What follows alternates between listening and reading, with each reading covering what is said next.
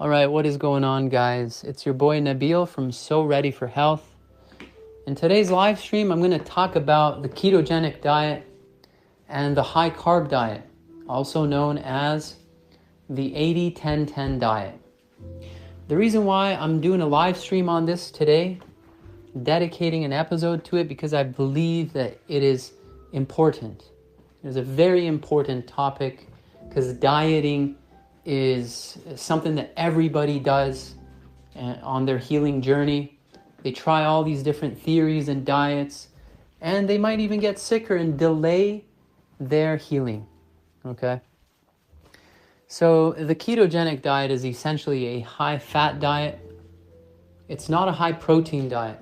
Do not be mistaken. Many people have this misconception that the high-fat diet, the ketogenic diet is a high-protein diet like the deadly Atkinson's diet, okay? It is not. The ketogenic diet is a high-fat, moderate protein, and high vegetable diet.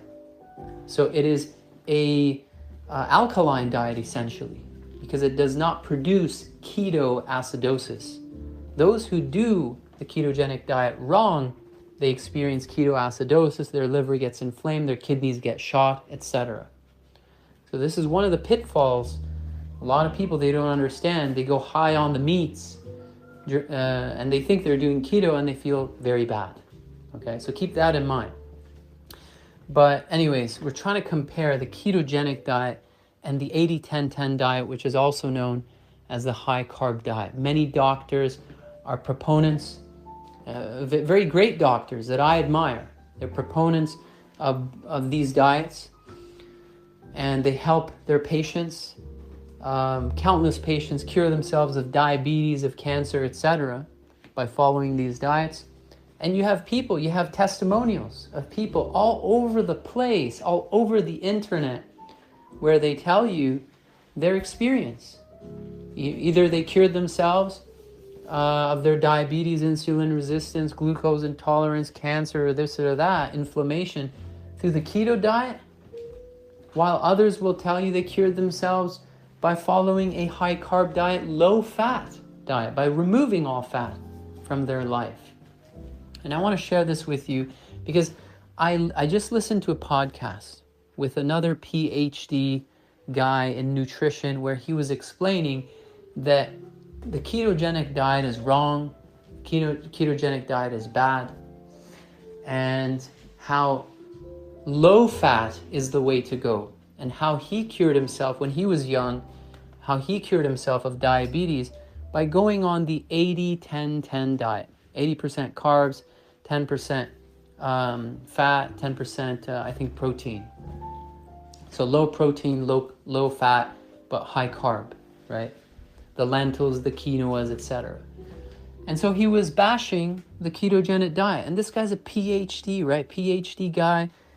And you'll always hear this. Rarely, I've never heard any doctor or practitioner or scientist tell you guys what I'm going to tell you today, or share with you today, which is that the truth is in the middle. The truth is right in the middle. Okay, the ketogenic group don't hold the absolute truth, and the high carb group do not hold the absolute truth. But you'll always find they bash each other. They live in their own echo chambers, validating each other and bashing each other when that's not reality, that's not the truth. Because both groups are right. We see countless patients, I get countless comments on my YouTube videos where patients on the one hand say they cured themselves of many issues by going on a pure carnivore diet. I just got this comment yesterday on one of my videos. Okay, pure carnivore diet. Animal foods, animal protein, and animal fat. How is that possible? The carnivore diet is a very huge movement nowadays, and a lot of people are resolving issues with the carnivore diet, right? So very confusing, very confusing.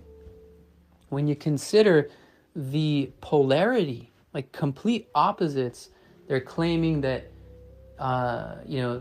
it works for them and how the other side is completely wrong. So how can you reconcile when you realize that both actually work? If you're a doctor, a physician, you know this. You work in natural health. If you've been in touch with patients a lot like I have, you realize that both work. Sure, your body won't have an inclination towards, you might not deal better with one diet or the other, or you may have performed it improperly. Like I mentioned, a lot of people do the ketogenic diet wrong and they get sicker and they think that's bad. That diet is wrong. But both of these diets work. So the question to be asked is, how can you reconcile the fact that both these therapies work? Both the ketogenic diet works, and both these opposites work. High fat and low fat. Both of them work. How is this possible? So if you reflect on that a little bit, and in my case, if you happen to be a religious, if you have a religious background and you have access to the Word of God, you also find these recommendations, dietary recommendations in the Word of God and the teachings of your faith, and then you're able to make sense of it. And that's what happened with me many years ago, 10, 15 years ago. I came across this debate, and I was very confused too, and I was trying these different diets for many years off and on as well. And eventually I came to the truth, which is that, for me at least, your truth may be something else, but for me, I would never follow either of these diets. I would follow the middle path, guys. The middle path. And I'm going to explain to you why. I'm going to get into more detail in just a minute. But let me just explain why both of these diets work and why both of them heal and cure a lot of people and why both are therapeutic. These opposite diets. One of them is high fat, low carb. The other one is high carb, low fat. And the reason for this is because the standard American diet, the Western modern diet, is both high in fat and carbohydrates. And this modern day diet, which is high in both of these food groups, this is the deadly diet that's producing insulin resistance, glucose intolerance, diabetes, and many other metabolic disorders, okay?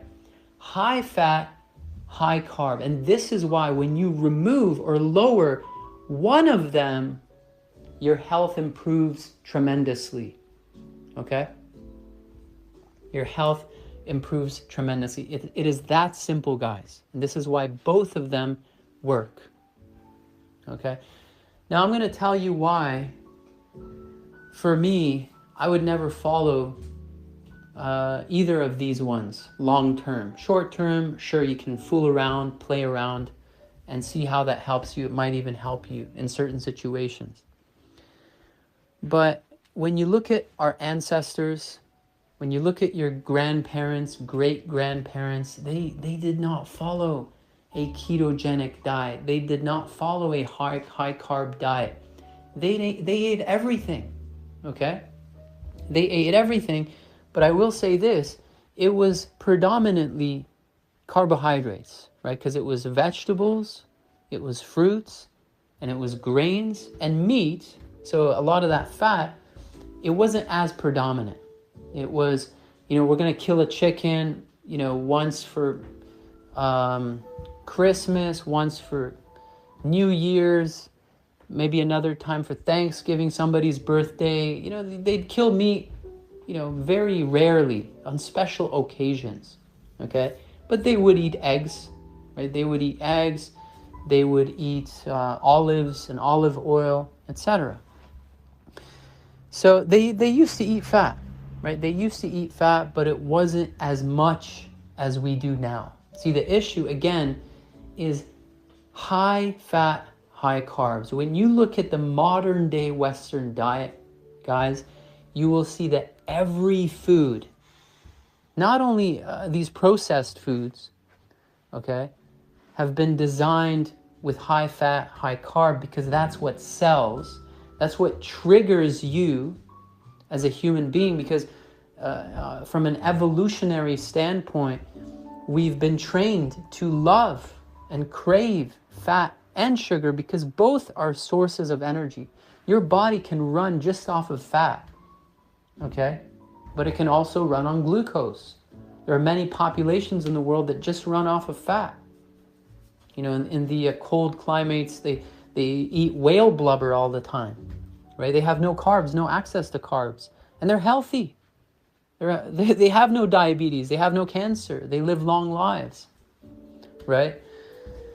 So when you look at the modern day processed foods, and these food companies, they know how to get you hooked and addicted and trigger your brain, your addictions, your tongue, your desires.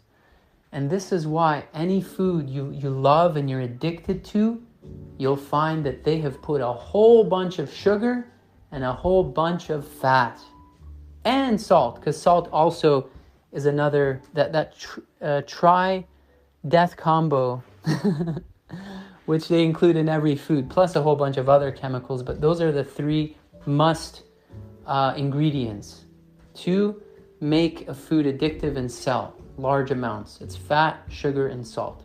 And so you'll find that chocolate that you love, even the dark chocolate, it has a lot of sugar. It has less sugar than, you know, the milk chocolates, but it still has sugar. It's got the cocoa butter fat, and it's got, some of them have salt as well.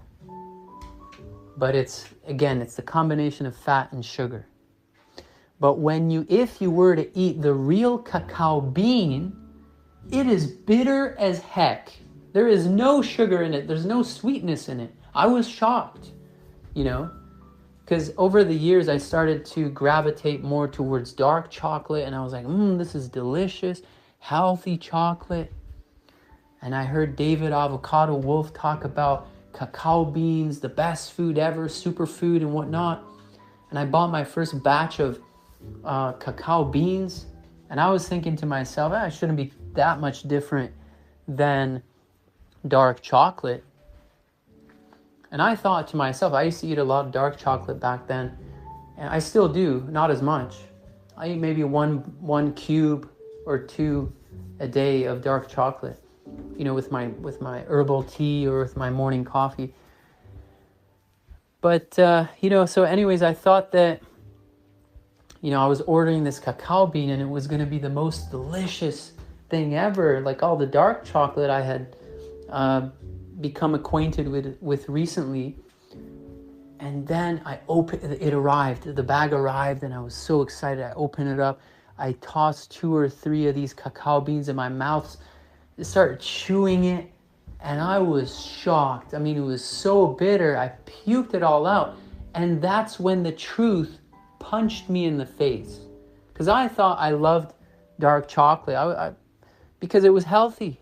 I said, because you learn so much about it, right? Oh my God, it's got magnesium. Oh my God, it's got all these phytonutrients, etc., etc. And I thought to myself, I love dark chocolate because it's healthy, because I love the cacao bean, right? I love the plant. But then when I ate the actual cacao bean, I realized, buddy, you don't like cacao, okay? What you liked was the sugar. And that's when I had a real awakening. Anyways, long story short, the chocolate that we love, okay, in real life, in its pure form, it's bitter as heck, okay? It's high fat, but low carb, okay? You look at anything in nature. Here's another thing. Everything in nature has done a very good job at separating these two food groups.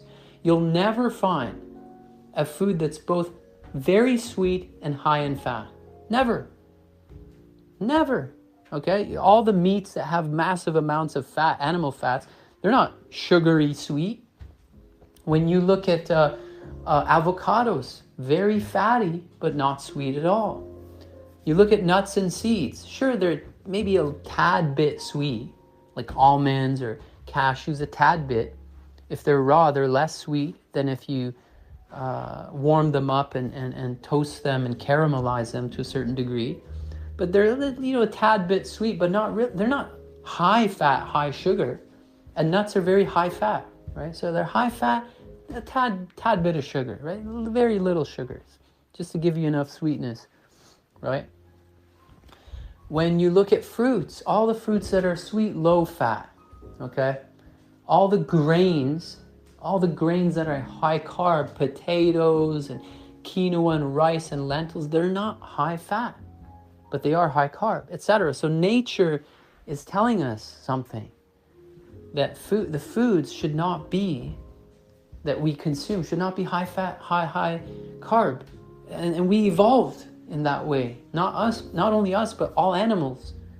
We evolved not eating foods at any given time that's both high in fat and both high in sugar. But because of industrialization and our ability to grow all foods all year round and mix them all together to sell more, make people addicted, we've created foods that are, every single one of them, high in fat, high in sugar, because that's what sells. So you look at the chocolate is one example. Look at ice cream, right? Ice cream high in fat, right? The butter and the milk fat, and then full of sugar, okay? Because that's what sells. That's what gets you hooked. You look at cakes, all of these donuts and cakes and pastries in Portugal, which are so delicious. It's a combination of the fats from milk and eggs, okay? And cheese also, requeijão we call it. It's almost like a cheesecake, right? All of these cakes, it's mixture of carbs and the fat from dairy. And if you go to, if you eat Tim Hortons and donuts and all that kind of stuff, it's all fat. All of the pastries are high carbs, high fats, and that's why you love it. And then when you look at non-processed foods, let's just talk about recipes that you've grown to love. In whatever culture you live, you'll find that you love it because it is high fat, high carb over time. Okay? Over time, that's what we've developed because it tastes so good. Like hummus. Let's look at hummus. We started mixing the chickpea, which is an important ingredient of hummus, one of the main ingredients. We started mixing it with sesame seed oil. So now you got a whole bunch of fat from the sesame seed oil mixed in with the carbohydrates of the chickpea, and then you put that on bread, which is a carbohydrate, right? You look at peanut butter on bread. Peanut butter has massive amounts of fat. Peanut butter and jam, sorry. Peanut butter and jam, all the sugar from the jam and the strawberries and the high fructose corn syrup in the jam, in the peanut butter, on the bread, okay? You look at pizza. Pizza, you got the bread of the pizza. You got massive amounts of oil and cheese, fatty cheese, okay? You look at any traditional dish, you got that rice, you got those lentils, and then you got a whole bunch of oil, olive oil all over the place, because that's what tastes good, man. I'll admit it. But that's not how we evolve. That's not how nature presents foods to us, okay? Again, every food is either high fat or high sugar, not both. There's only one food that I have found in nature that's both high in fat, high in sugar. Okay, only one food. It's an anomaly. Okay, it's an anomaly, and it's called, I'm going to let you guys guess. It's called the king of fruits. Okay, it's called the king of fruits. I'll let you research it.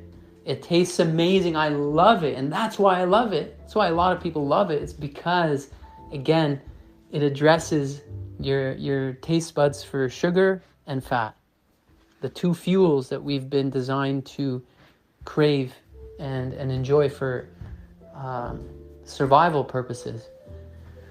So anyways, long story short, I just wanted to point this out, that everything we enjoy is high fat, high carb, and this is why recently in the past 100 years, let's say, we've had a rise of glucose intolerance and insulin resistance and diabetes. And it's because, some of you already know this, it's because when you eat a meal that's high in fat, high in sugar, your bloodstream becomes high in fat and high in sugar. And all of that fat begins to interfere with the metabolism of glucose. So the glucose cannot be properly metabolized. All of the insulin your body produces can't get to the glucose. It gets blocked. So your body produces more insulin. You become insulin resistant.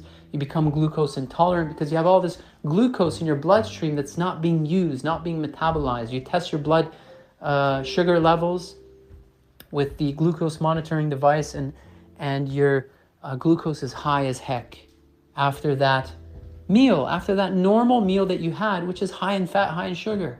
You had the burger is high in fat, high in sugar, right? So, and it's a mystery for a lot of people. You know, whatever I eat, my blood sugar's off the charts. Again, it's because what you just ate was high fat, high sugar. Pay attention to this.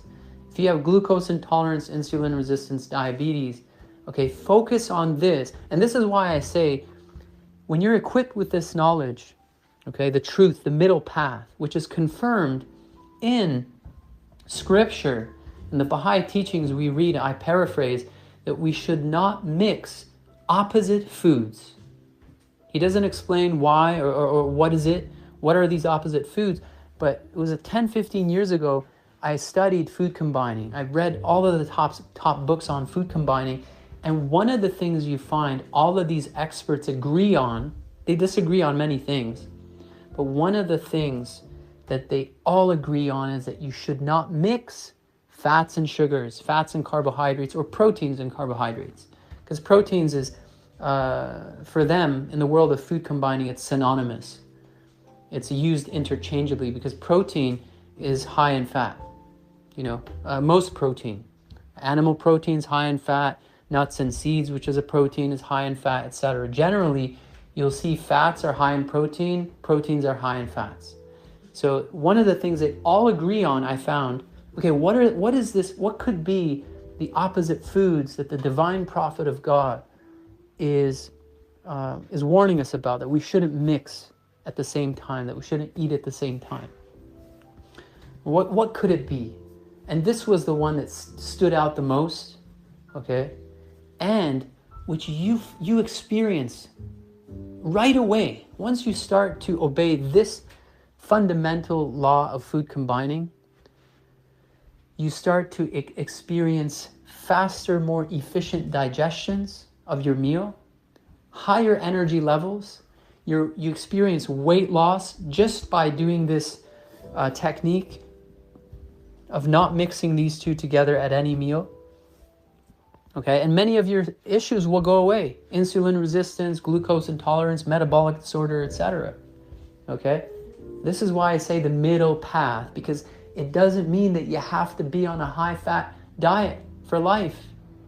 It doesn't mean that you have to be on a low-fat diet for life. No, it just means you have to understand the truth regarding proper food combining and follow it accordingly. So what this means is that you don't want to have, after your meals, you never want to have your bloodstream high in fat and high in sugar. That's it. So what that means is you can have high carb for lunch and then high fat for dinner, right? You can have an avocado for breakfast and then you can have bananas for lunch if you're a fruitarian, right? What you don't want to do is constantly mix avocados and bananas together, for example, okay? It wasn't designed to be that way. If it was, our maker, our creator would have created foods in nature that are both high in fat, high in sugar. Okay, now I'm not perfect, but I'm aware of this and I try to minimize this occurrence within my bloodstream. Okay? Like I said, I eat dark chocolate every now and then a little bit, okay, which is high in fat, high in sugar. When I go to restaurants every now and then, I enjoy life. I enjoy myself. And most of these dishes are high fat, high carb. It's okay, right? One meal here and there, couple times a week, high fat, high carb, that's fine. But if you're not aware, like most people, you're not aware of this truth, and then what happens is every meal, pretty much every meal, right? Because that's what tastes good. And you gravitate towards preparing your meals or your sandwiches and whatnot in a way where it has high fat, high carb. I challenge you, try to make lentils and rice and put no butter on it, no olive oil, or to have a sandwich with no fat in it. You're not going to want that, right? So every single one of you, you're eating high fat, high carb at every meal, okay? But once you start to become aware and you start to detach yourself from gluttony, essentially that's what it is, guys. Let's be real, okay? We eat high fat, high carb because that's what gives us, that's what satisfies our taste buds, our brains, dopamine. We get a dopamine kick every single time. Let's be real. What is that? That's an addiction. That's gluttony, okay? So eventually we become more conscious and we free ourselves from the addiction, okay? From the addiction that is food. And we go to more simpler ways of life and focusing on food as a way to nourish the body and to produce health. Let food be thy medicine, okay? Food in nature, again, is not high carb, high fat. Let food, real food, be thy medicine, which is either or. Not the processed junk foods. Let modern day foods be thy death and thy disease. You know what I'm saying? So anyways, I hope this understanding helps you guys, helps improve your condition. Now, obviously, like I mentioned, magnesium is super important. Nutrition therapy is super important to improve diabetes. If you're deficient in magnesium, you're going to develop diabetes.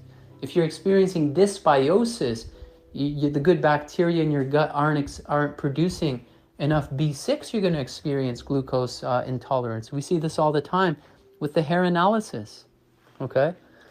So all of these different things play a role, of course. I mean, I specialize in detox because I've noticed that detoxing from heavy metals, glyphosate, biofilms, the fungus they've engineered within you through their broad spectrum antibiotics, the heavy metals they've injected into you and put into your head, into your face through the mercury amalgams, all of these are the major contributors towards disease, okay? And once you address that, once you detoxify and purify your body of all of these poisons, the cancer-causing fluorides and bromine and chlorine, and you clean out your digestive tract, okay, 16 feet of infections, which are poisoning you from the inside out. The Candida fungus produces over 70 toxic chemicals within you, producing acidosis and inflammation, all these inflammatory conditions. So detoxification for me still holds to be the most powerful healing science of our time. And that's why I focus most of my time on it. But every now and then, I feel that it's important to share with you that there are certain other trends and ways of life that we've developed which is very detrimental to our health. And this is one of them. The modern day diet and foods and recipes that we've developed, which is both high in carbohydrates and both high in sugars. All right, guys, much love to you.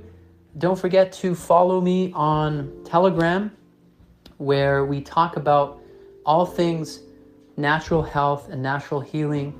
I've been banned off of Facebook, Twitter, LinkedIn recently has been reinstated. Twitter just got reinstated yesterday after 2 years of being banned and deplatformed. They gave me no reason why. They just said, sorry, we thought you were a bot account, probably because Elon Musk just took over and he's pro freedom of speech, and they're reinstating a lot of accounts of natural healthcare practitioners. But anyways, be sure to follow me on Telegram, because even you might be listening to this on iTunes podcast. But just so you know, we've been banned from Spotify, which over 50% of my listeners, I know this because I see it in the analytics. When they banned me off of Spotify, I lost more than 50% of my listeners, okay? So just because you're listening to this podcast doesn't mean that we're not being banned in the podcasting world. We are. So Telegram still happens to be the best location. We have frequent live streams. We interact with each other. We share resources. And at least up until now, it remains uncensored or censorship resistant. So don't forget to follow me there, So Ready for Health.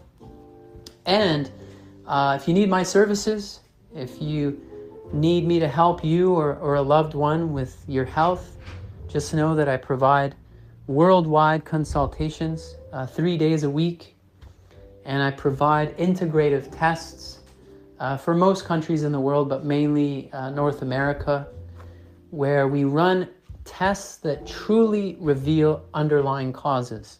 What infections do you have in your body? Do you have a mold infection? Do you have a fungal infection? We test that through your urine. Do you have heavy metals in your body? Do you have deficiencies, mineral deficiencies in your body? Do you have glyphosate in your body, etc., etc.? The real tests that the modern day medical establishment will never run on you. They run all of their fake tests, which are designed to justify putting you on a drug. They're not true markers of health. They never reveal underlying root causes. And this is why most of my patients, I hear the same thing all the time, which is I feel like shit, but the doctor says I'm fine. They run the test, I'm doing okay. Unless you got cancer, right? Unless then they test for cancer, we gotta give you chemo and depopulate you essentially, right?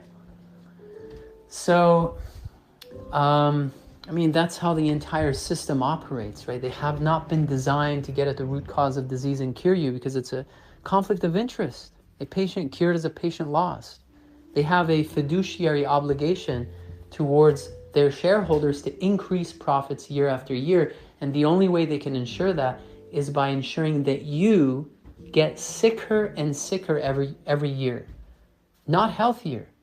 So just know when you go in, the doctor says, oh, we don't know why you have this inflammation, this pain, whatever, but here's a drug. Just know that that drug is designed to mask your symptom, shut off your body's intelligent response to infections and acidosis and toxicity and poisoning, give you an illusion of a cure, an illusion of improvement, while further poisoning you to get you to come back for more, okay?